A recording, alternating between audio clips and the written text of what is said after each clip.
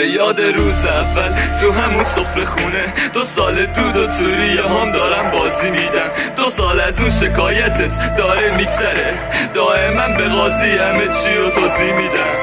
اینا تاوان بدیامه دلتو میشکوندم هر غریبه ای رو کنار خودم میشوندم میگفتم تو رو میخوام دل اونم میشکوندم اگه هم بس میکرده شیشه ها رو میشکوندم فکر میکردی بری نیایی از دوری میمیرم سراغ تو از رفیقات میگیرم میگی نه همه چی شاهدن میدنم رگم که بفهمن عاشقم این آدمایی که شاخ کردن رو دست پا بشن خواهشن اسم منو جای نیارید باعث افت بشم سیگارم تنگ کردم همونی که میگفت بشم عاشقتم بیا برگرد لعنتی میخوام همون علی سابق بشم یه اسلام شهر یه تخص مغرور همه صدا میزنن صدای پروی دیستا و اگه بخوام زندگیتم ازت میگیرم حتی اگه بخوام راحت میکنم دیسکا اینا تهدید نیست میگم که یادت بیاری کی بودم و چی شدم سر توی بچه اینا عقده هامه که تو آهنگام میخونم میگم پشیمونم شاید همه چی هست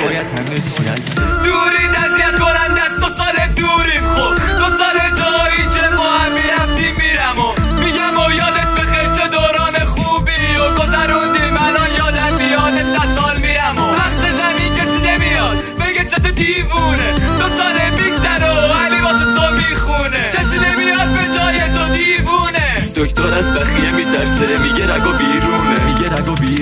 شب منم و یه عکس و یه لبخند دروغی چشات حقیقت بودش ولی شبیهش نبودی میگفتی جایی نمیرسی شهرت نداری الان فقط با صدای من بیداری حرفاتم عوض شد مثل پیرهنت به خودت نگاه بنداز چم میخرنت غیرتی شدی سر کسی که نمیخوادت ده جوابمو بده چم میخرنت 2 سال با رفیقم تو که شدی میگفتم بمیر برام کشته مرده تو کی شدی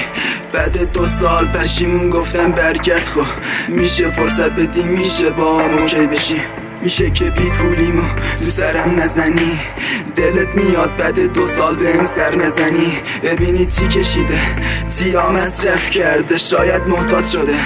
اصلا حدس میزدی تو دیگه نیستی بیشتر دیگه ندارمت دیگه نمیرم جایی که با هم میرفتیم دیگه نمیرم جایی که یادت بکنم یاد قربون صدقایی که میرفتیم سرم رو شونهاتو کم دارم تو واسه جشن امشه موهاتو شونه کن